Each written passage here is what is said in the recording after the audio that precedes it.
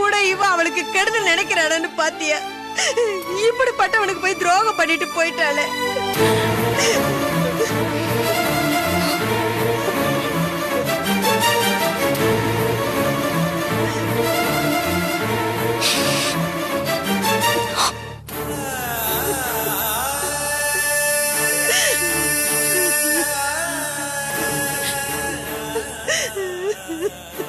மா, இந்தாங்க கல்யாண ஆல்பம்.